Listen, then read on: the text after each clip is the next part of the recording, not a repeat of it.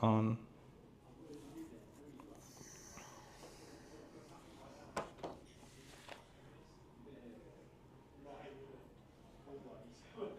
Are we live? Are we live? Let's see. We should be live soon. Streaming on YouTube, streaming on Facebook, streaming on Rumble, streaming on X. I think it's live. Well, welcome everybody. Let us know in the comments that we're live. There might be a slight delay in receiving those. Just let us know you're hearing us loud and clear. Welcome To London.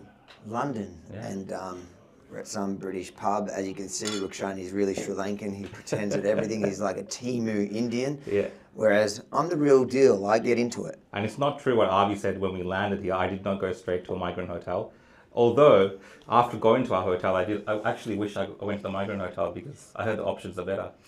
I see the comments coming through. How's the sound? All good, guys? Let us know. And then we'll jump straight into it. This is our first test of live here in London. We don't have great internet connection, so we're hoping that it is all running smoothly.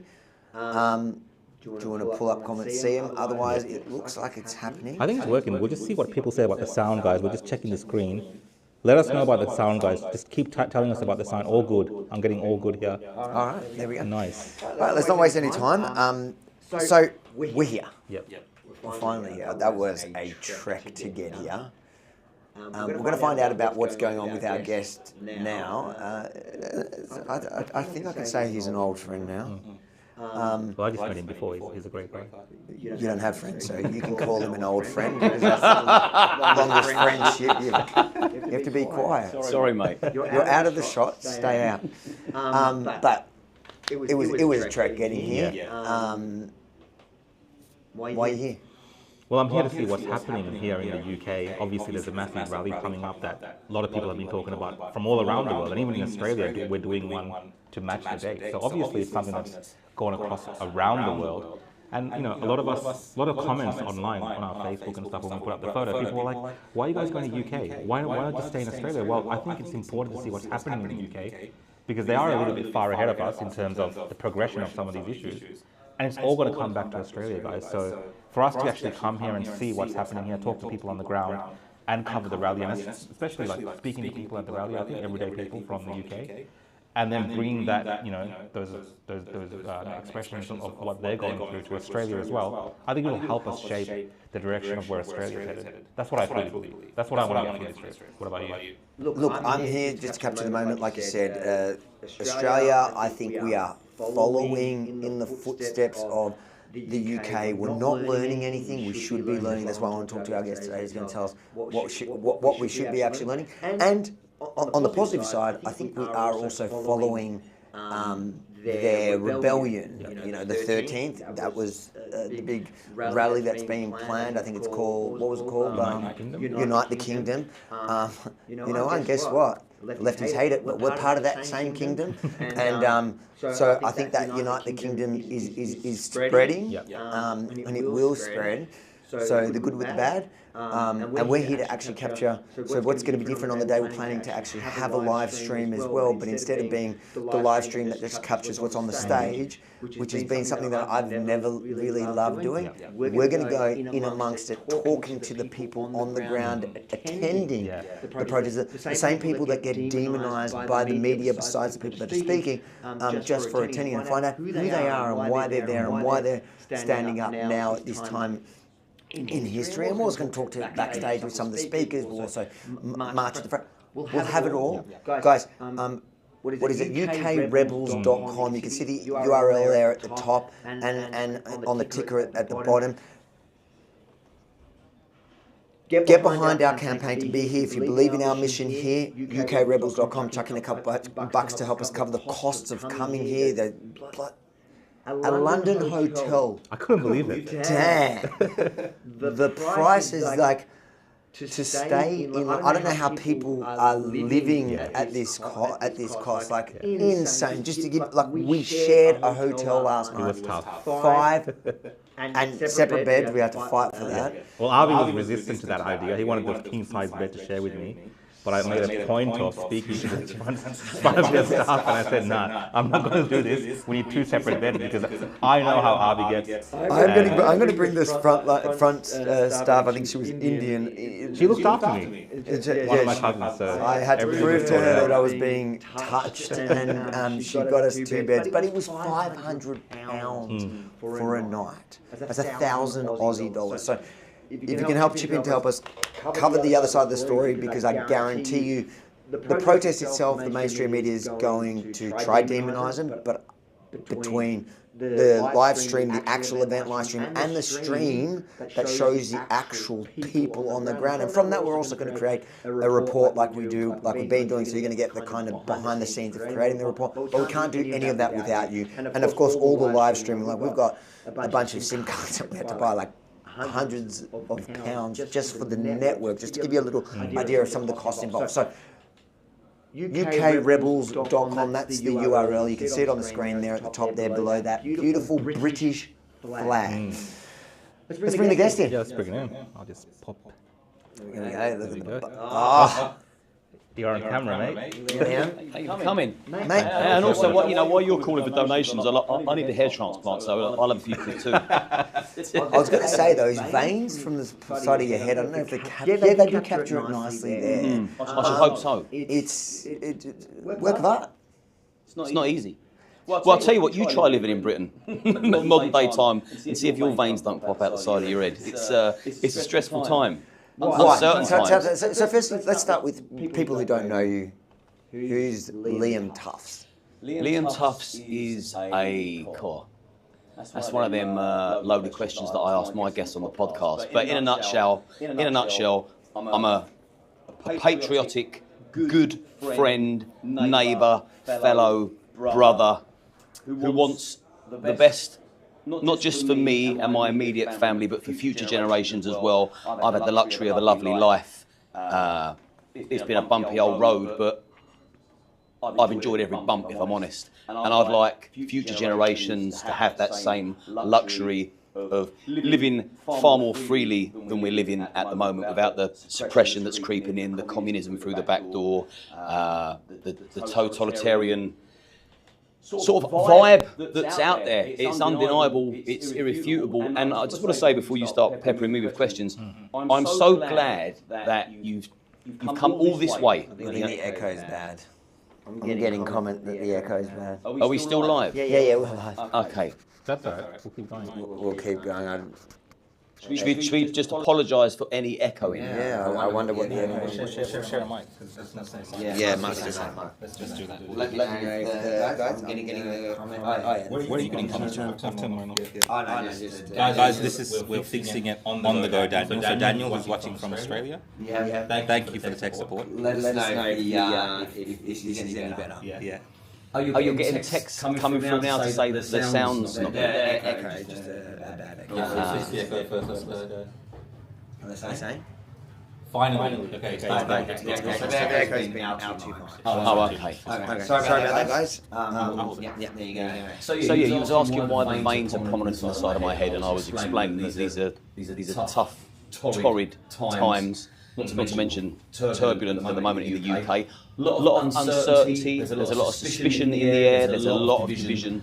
So you couldn't have come at a better time when the kingdom's going to unite. And what I was saying before, there was that sound issue, that I'm, for one, so grateful that you've travelled all this way. You've not come from Skegness, you've come from Australia, because you're going to capture a moment that will debunk all of the mainstream media's narrative, and I'm sure you get the same nonsense in Australia. Is the media over your way too? So you probably I wanted the mics. I wanted the other mics on because he's still saying that. Yeah, I'm gonna fix it now. Sorry, Liam. Oh, was it guys? This is what happens when we're doing it like this. I'll tell you what, if I get interrupted one more. This is why we're doing the test, guys. This is the reason we are doing this test, because we have to figure this out. Check the mics the second time. No, we didn't check because the first time it was good, right? Yeah. Using me as a test dummy. Came back on. Test dummy, yeah. So USB 1 is testing 1, 2, 3. Oh no, he says it's okay. No, it's good now. Yeah, it's good now. Did you do something? Okay, it's good now. What did you do? I'm just check this mic. Testing 1, 2, 3. Okay, apparently it's good now. Yes. Well, I'm not. Did you turn off the mic? I turned off the mic and I turned off just a normal mic on those mic picking it up. That's what it was. Yeah. This mic is fine. Turn that back on. No, don't. I don't reckon the echo was bad. No, that's not. Yeah, for fuck's sake, that's. This is great. We're gonna keep an eye on the comments. All right, you keep going. It's good. Yeah. Okay. We fixed that, guys. There you go. Indian tech support comes through. Turn your one on a second. Let's see if we can get tech support them to tell us. Really? Because then I want to see if the echo comes back. No, I've completely turned it off. That's from... I've completely turned it off just in case. Oh, that's from that. Yeah. Oh. Just in case. Let's not do that. Okay. Let's not risk it. How many people are still watching after all of that? We don't know yet because guys. All right. Let's start again. Live. Let's start. I'll start. Shut up, guys.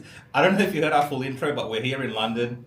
We're talking to people in the UK. We're here for Unite the Kingdom. What's the website? UKRebels. UKRebels.com. That's how we're doing all of this. And thanks for your support. Let us know how the sound goes. And while you're at it, now that it's all fixed, smash that like button, whatever platform you're watching on. I don't know. It's a crazy time in Australia at the moment. So make sure to share it. And either some other nutter like you is up, or whoever's watching this is in the UK, or they'll see it in the morning.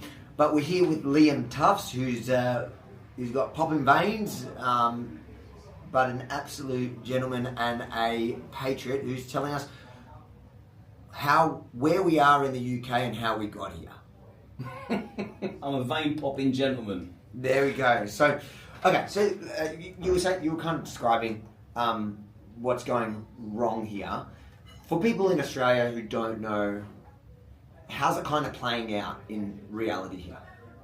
Day-to-day life in the UK at the moment is full of division, trepidation, uncertainty, suspicion,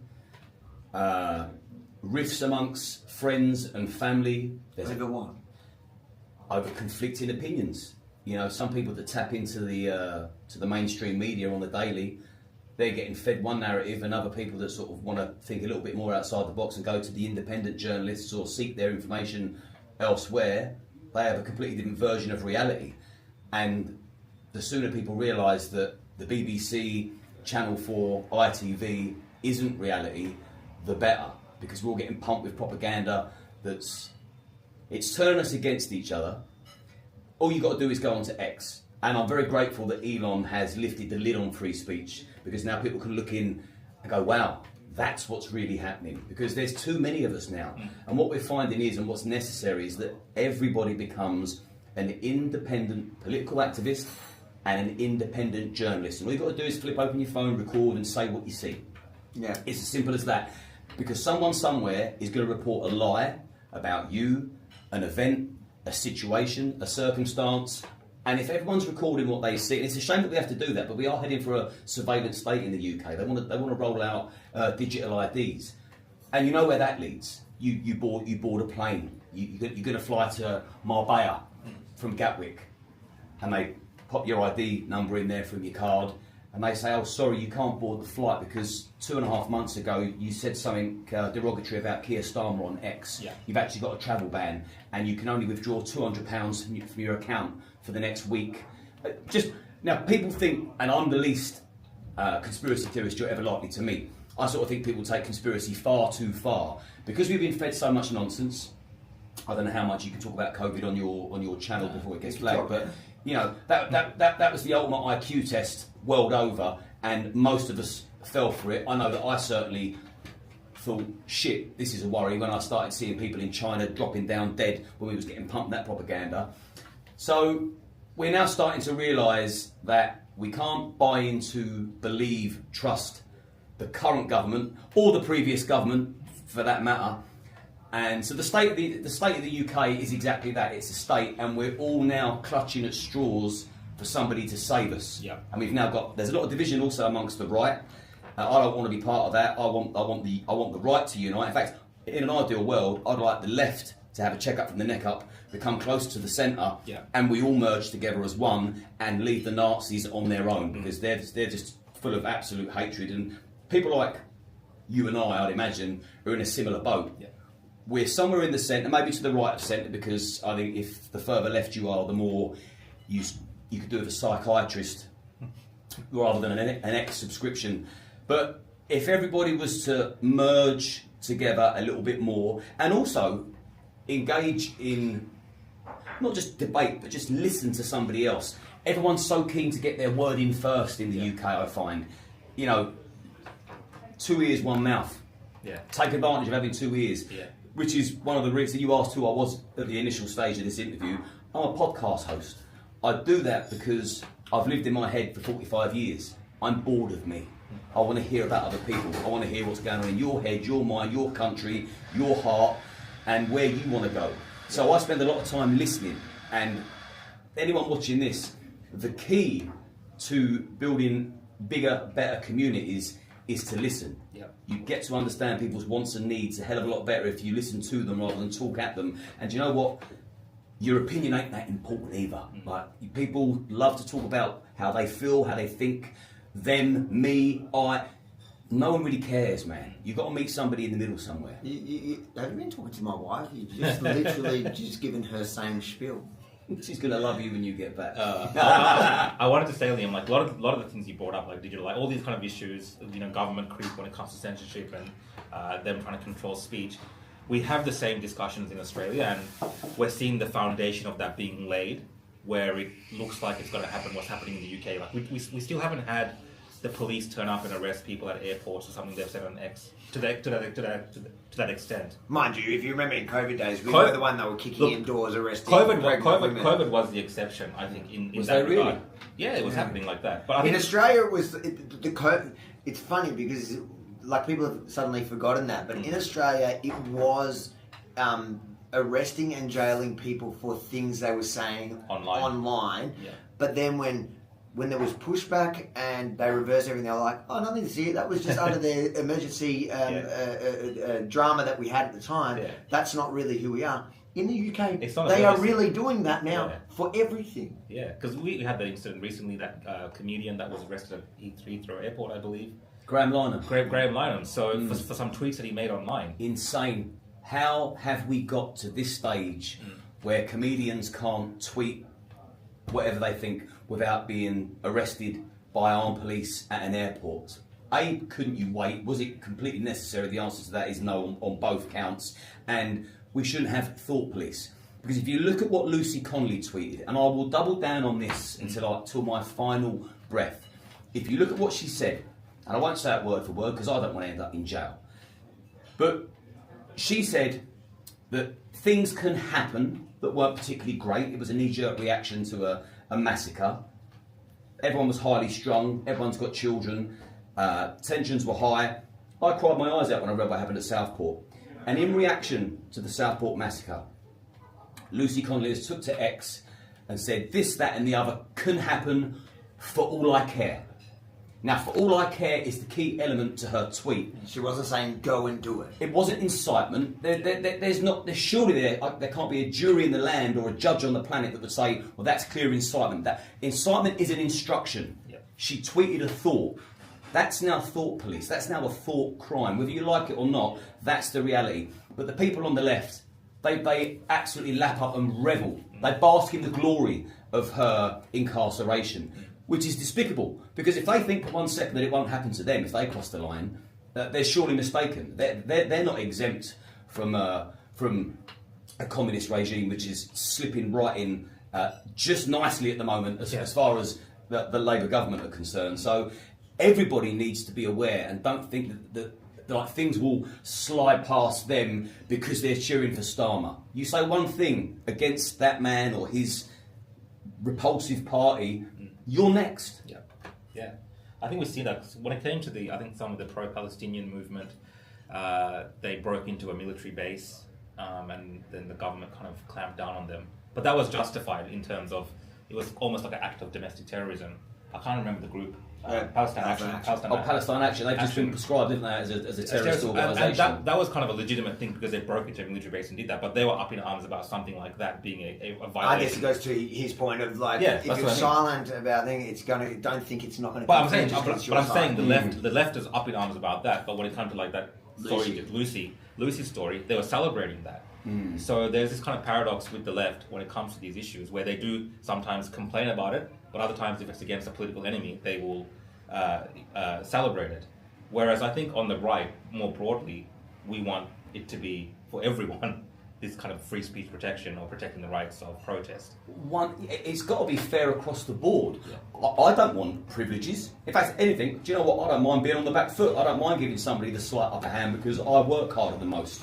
Always have done. So I haven't got a problem with that, if I'm honest. But it should be fair across the board. But it isn't fair over here at the moment. It's not anybody that's right of centre is branded a racist, which is insane. And then the actual racists hate the people that are right of centre because they're not actually racist. And then you've got the people over here on the left that hate the people centre right for the same reason that the far right don't like us. So the people in the middle at the moment, I think, are struggling the most. With bills, with opportunity, with work, with suppression, zero privilege going on there. Luckily, I'm quite resilient and you'll never hear me with a victim mentality, but I'm just sort of spelling out what's happening.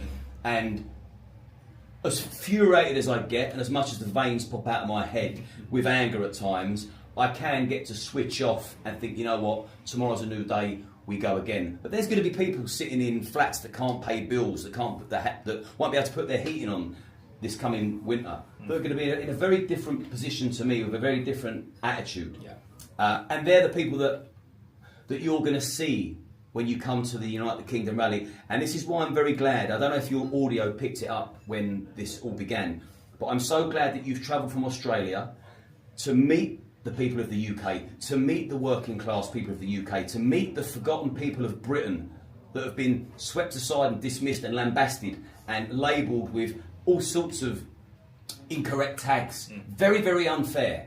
But you will see love in their hearts and fire in their bellies on Saturday. You will see smiles, peace, families. You'll see a multicultural crowd, make no mistake about that.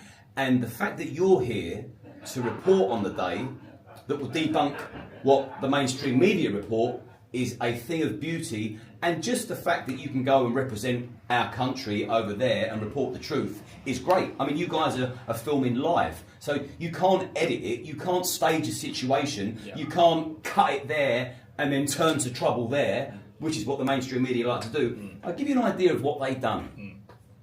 So it was 2 years ago on Armistice Day, it was on a Saturday, there was a 2-minute silence, central London at the Cenotaph. So a few patriots went there, we stood there, we remained silent for 2 minutes, we paid our respect to our fallen heroes, as we should. It's what they sacrificed that gives us our freedom. It's why I can sleep safe at night at the moment. But put that caveat in there. And the mainstream media are there. And they've recorded a group of us, Tommy included obviously, leaving the Cenotaph. Now from that moment, we walked from the Cenotaph to the nearest taxi to leave the area. Because we're so in tune with how the mainstream media, it's street chess. You've got to move your pawns and your kings and your queens accordingly now. So we knew that if there was the slightest bit of trouble, and the police are there agitating and provoking as well, so we know that the likelihood is there's bound to be 1 or 2 people that are going to take umbrage to that behaviour and sort of push back. We know that. So we left immediately. The only crime we committed was walk 500 metres and get into a cab and disappear. When there was a little bit of trouble later on in the day, but you know, if you've got a camera lens on a slight bit of trouble, it can look far greater than what it is. I'm not excusing ill behaviour. The name of the game is peace. You stand up tall, loud and proud, but you be peaceful and you do it correctly. That's how you get results. That's how the rest of the world take notice, pay attention, and then duplicate that process because it's effective. But the mainstream media recorded us walking towards them, then they cut it before we got in the cab and dispersed ourselves, and they switched it to trouble. Yeah. I lost my biggest security contract on the Monday because of the mainstream media. I got an email that come through that said, we've changed our security plans, we're now going to go in-house. It was the education system that done that to us. It's a woke indoctrinating machine over here. That's a whole new conversation completely, what the kids are being, the literature they're being given, prayer mats, Qurans, you can go into school and ask for a bowl of milk because you identify as a cat. This sounds outrageous. And if I didn't know the things that I know, and someone told me that, I'd go, yeah, we've got a nutter over here, as if that's happening. I mean, it's happening in Australia. It's happening. It's happening in Australia as well. So it doesn't sound that outrageous because we do have the kids pretending to be cats in Australia. We have a lot of the gender dysphoria stuff, I guess, being promoted through the academic system, through different materials. I don't think we've got the whole prayer mat thing and all this stuff happening. No, as of yet. No, but I guess our demographic hasn't shifted as much as the UK yet, and that's why I look at something like the UK, and which is like the mother country, and we've got to go, okay, what can we learn from what they've gotten clearly wrong in the last 2 decades? Yeah. Well, we keep talking about the 2 decades. Do you think there was something that you could have predicted those two? Like, did people see this coming 2 decades ago? 2 decades ago, no way. No one saw it coming. Certainly not me. When I was 25, wow, I didn't know different. I didn't know the difference between left wing, right wing. I thought that was something you'd see either side of a plane. Yeah. I had no idea. I wasn't politically astute. I'm still not particularly political. Yeah. I'm just into community and culture, and I just common sense is what you're saying is on the ground level you see the harm that some of these things are causing to people in the real world. 100%. I'm in the thick of it. I make a point of speaking and listening to people and paying close attention to the ones that are suffering the most, and they tend to be the ones that work the hardest. Yeah. At the moment in the UK, you work the hardest, but you get rewarded the less, which is just totally and utterly insane. And then the lazy layabouts on the left that are just used to putting their hand out, getting their monthly donations from the government that we pay via our tax money, they just want to attack the people. They're biting the hand that feeds them, but there's nothing we can do about it because that's the system that we're in. That's the tax system. So this is why everyone is at each other's throats and there's so much division, because we begrudge each other. Although the left should be very grateful of the right, because who do you think Mr. Starmer's going to call if we go to war? Do you think he's going to? Do you think he's going to call Theresa de Giza with the dyed blue hair, standing around wearing a skirt and high heels and lipstick?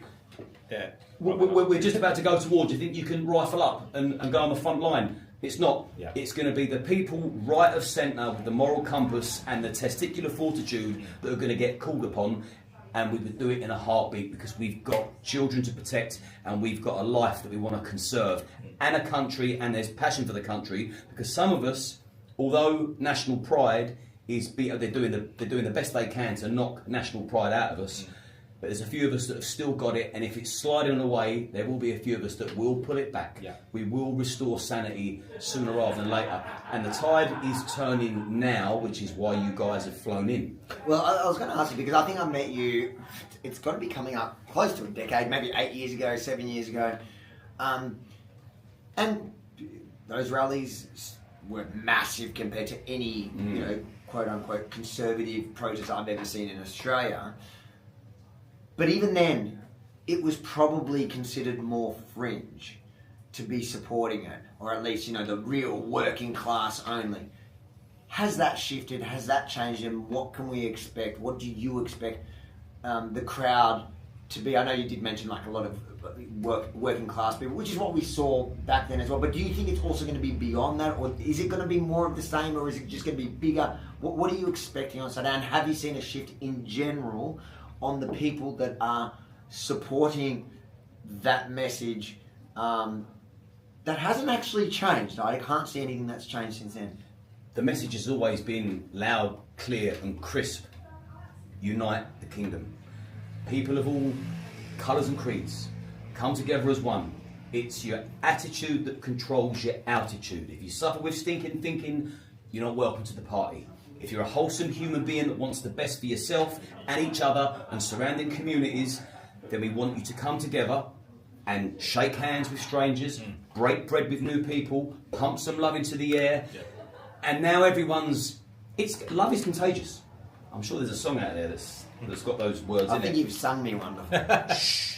So this is live, we can't even edit this out, this homoeroticness. But you're right. 10 years ago, it was a fringe group. It was all whispers in the shadows. Everyone, well, I say everyone, I can't speak on behalf of everybody, but there's a majority of people that used to whisper how they felt and thought at dinner parties, private conversations, private chats. They've had enough now. But they won't remain silent no more, because I think they've seen the light at the end of a very long tunnel, because this isn't a quick fix. This is the start of something very special, but there is light at the end of the tunnel, and more people are walking in the direction now, because we're fed up of living in the darkness.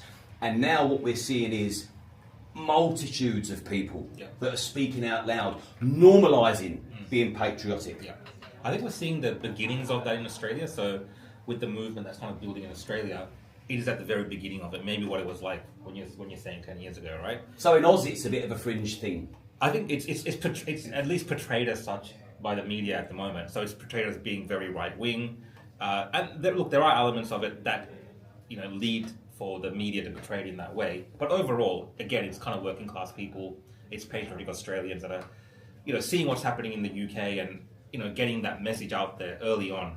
Do you think it's something that can happen overnight, or does it take time to build that movement? Because there is this sense in Australia that it can match what's happening in the UK, but you're saying it took a bit of time for it to build to this level. It will spread quicker than you think. Okay. But it is a drip feed process, because courage takes courage, and that's what's required. Because even to this day now, where there's going to be perhaps 1 million people in the capital of our country on Saturday celebrating one another, that's powerful. But there's still corporations and businesses that are pulling in their staff. I know this firsthand. You can imagine the messages that I receive with the receipts. There's still organisations that are pulling in staff saying, if you're spotted at any demonstration on your social media, it will lead to a disciplinary. Wait. Any demonstration or this particular one? Well, I'm sure different businesses are using different words depending on how sort of smart they are. The point is they're targeting that. The point is, people, they're putting their own money before the safety of the country. So that greed will also kill the country. Now, we've all got to eat, we've all got to survive, and we all like to earn a few quid.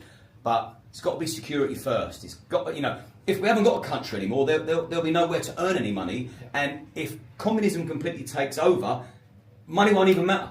You'll get given what you're given, and you'll spend what they tell you can spend, because things escalate pretty quick. I don't know, this may sound radical to people, but it's like, look what's happened in the last 5 years in the UK. Look at the shift. Look at the migrant hotel crisis, for example. I mean, I don't know if you've got that in Australia. We don't have that. We actually have very tough detention rules. Well, at least they're reenacting them, so we haven't got to that level of housing people in. There was a period where they just started coming back in boats when the government was talking soft. But then even the Labor government realised that the Conservative approach to it of shutting the border, closing the border, but it's a lot easier. It's an island on the other side of the world that's kind of hard to get to, so they should be able to control it a lot easier than here. But we don't have that migrant hotel problem. Well, the people in the UK, Australia has always been the go-to for people to emigrate to. If they're going travelling or they're on a sabbatical, Australia. Everybody wants to go to Australia. Yeah. And I believe you've got is it a traffic light system, or you have to qualify to get into Australia. You need to prove that you can add value to the community and to the economy. Yeah. Now, why on earth hasn't the UK got that? And this that would be challenged today. Yeah, that would be challenged. Like they also have like the refugee programs and where they do bring in. I'm thinking 20 years ago. Yeah. So it used to be a lot stricter. Yeah. Definitely, they've eased up on it. Okay. And there's a lot of kind of what people are referring to as mass migration happening there. It's legal migration. It's very different to what's happening in the UK, where people are coming on boats en masse. It's the Labor Party importing votes. Well, let's be fair. That's a very controversial thing to say right now in Australia. It's kind of one Indigenous senator fired for pointing that out, but that's the truth. So you're at the start of losing your country. We're at the start of a mass demographic shift where it's not skilled migration anymore. It's literally bringing in, hundreds of thousands of people per year that are not assimilating into Australia whatsoever. Like they're living in enclaves, they're building their own communities. There's no push by any kind of government agency for them to integrate with everyone else. Like, it's literally like a free-for-all, and you are now having dominant other cultures dominating, Western Australian culture. Within the traditional Western culture is being downgraded in the sense that, in the schooling system or in, whether it's in media or whatever it is, it's vilified.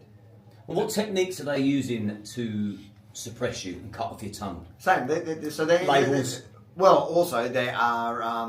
They're criminalizing speech and thought, a bit like here. That we're behind you a little bit, which is interesting. Not too far behind by the sounds of things. Well, Well, it's, they're good friends. Albanese, Starmer, Carney, all these Labor, the alliance against Trump and against the West. They are the same thing. They are all copying each other, reading from the same playbook. But what is interesting to me is seeing that here it does seem that there is a momentum of pushback, and people, as you described, and I'm paraphrasing, people that have had enough and don't care anymore and are going to say what they think, but they're doing it once the government's actually criminalised it. So, do you think criminalising it actually has the counter effect? That's a great point, and my answer would be yes, because it's made them pay attention. If they can criminalise that, what's next? What's next? How far are they going to push this? Well, I guess if you look at the extreme right now, you'd look at Nepal, and you'd go, as soon as they threaten to, I don't know if you've been following what's happened there, they actually threatened to essentially cut off about 15 different social media apps. All social media, a communist government, and I don't know, I know less than probably Rukshan knows about it, but, looking at what's unfolded there, it seems like it was essentially the final straw, and the people snapped overnight to the point where they burnt down the parliament, had all the ministers, literally running to helicopters. Pretty much lynching ministers. And they were chasing them into stripping them naked, beating them, like crazy scenes from a people that have been oppressed. Now, it's a Buddhist country as well. I mean, that's what you got to see. Like, it's a Buddhist country, but they've been pushed to the limit. Yeah. Now, you can have an argument about whether it was a social media ban that pushed the Gen Z over the edge. I think it's a progression of corruption and a lot of different, some of the same topics that we talk about, but on another level, obviously, and people are really suffering. I think what happens in the West, and especially in Australia, Liam, is that life is still somewhat comfortable. So the government can enact things and people are like, oh, we're still kind of getting by, we have food on the table. Yeah, it's tough, but, we don't want to speak out of turn. It's the boiling frog kind of it's, situation, exactly. where it's slowly one thing at a time, and then before you know it, you're cooked. And that's why they want to terminate their social medias, because that's when people relay the truth to each other. Yeah. Someone that's sort of sitting there. See, we're put in a system where we're in a rush all the time. We've got to leave the house at 5 to get onto the train, to get the tube, to get to the office for 8:30. You're then busting your balls because some boss is looking at the clock telling you must work harder. You then got to get home just in time to have dinner and put your kids to bed. Then you're fucked. Then you go to sleep. You've not got time to pay attention to what's going on around your bubble. Yeah. They want us all in a bubble. Social media gives us all the ability to put a pin in that bubble and say, wait a minute, I know you're on the train now commuting. This is your half an hour to get your fix, like a daily fix of have some truth serum. Yeah. Go to X, look at what other people are reporting and printing and recording and allowing you to digest. Take it on board. So you've got to take a little look around you. But I think of course, they want us so busy that they can that we all get lost in the sauce, and then they can completely take our freedoms away. Yeah.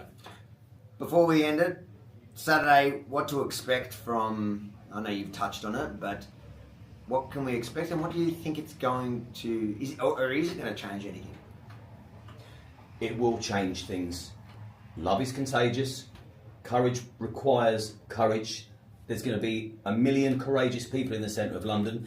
And, they're not going into battle with a sword, I know that when I use the word courage, but when people have got their livelihoods hanging over their head and they're being threatened with their finances and emotionally blackmailed, it does take a little bit of courage to turn up to one of these events. Yep. You may fall out with someone you work with, an immediate family member. It may make Christmas Day quite awkward. We're too bad. Fuck you. We're rising up and we're not taking it anymore. We're not going to sit back and let you destroy our country and our culture and destroy our soul and just rock the entire place. Yep. On Saturday, you will see some of the most beautiful people you've ever seen in your life, and you will think, wow, what have the mainstream media been feeding me? Because as far as we're led to believe, anyone that stands outside a hotel or gathers together or pushes back against the left-wing government are far right. Well, you can tell me on the day if you think anybody there is far right. You're going to see veterans. You'll see police officers there that are sick of the entire system, that once bought into it and once got sucked into the whole indoctrination of the system. You're going to see children there. You're going to see old ladies. You're going to see an area for disabled people. You won't believe your eyes. And when this filters back to Australia, neither will they. And this is where I think the change will be made. The courage will be contagious. Look at what they're doing. They're standing together. The government want us all divided. They fear people coming together. And you haven't got to come together with aggression and violence. They just don't want you coming together, because people that come together communicate and they share ideas. And the ideas that they share are not the thoughts that the government want you to have, because it completely dismisses their plans and it makes it a lot harder for them to control us. Yeah. So we're rising up and we're not going to be controlled anymore. And if it takes a year or 2 or 3, it's all the bigger picture and future generations. So what we do now are for the children of our future. I'm pumped for Saturday. I am excited. And, well, where can people follow you before I let you go? Gentlemen, it's been a joy. Follow me all social media platforms, Instagram, Facebook. But my main channel is where I speak to very interesting people like yourselves, is my YouTube channel. My podcast is called The Dozen with Liam Tuffs. You can find me on YouTube and Spotify, depending on how you consume your podcasts. But I will always take the interviews that the mainstream won't. I will always go where others fear to tread, because I want the truth and I don't care how raw it is. You know, the stronger the message, the better. The harsher the experience, the more real the conversation. I'm invested in it and I'm putting it out there for you to enjoy and just see it from the other side. I love it. Love it. Well, thanks for your time, thanks for everyone that's tuning in. This was, like we said, a test. It was a test, guys. It was a test. I got the tech issue, so I know what happened at the start for the Echo, so I will get the tech support running very well, and we'll have it all sorted for the big day. But yeah, I hope you guys enjoyed today. Like, it was fun to be in a pub drinking. Do you want me to scull this? Yes. Do you want me to scull this for the camera? Yes. We'll try it. That's the bottoms up. Bottoms up. I'll try it.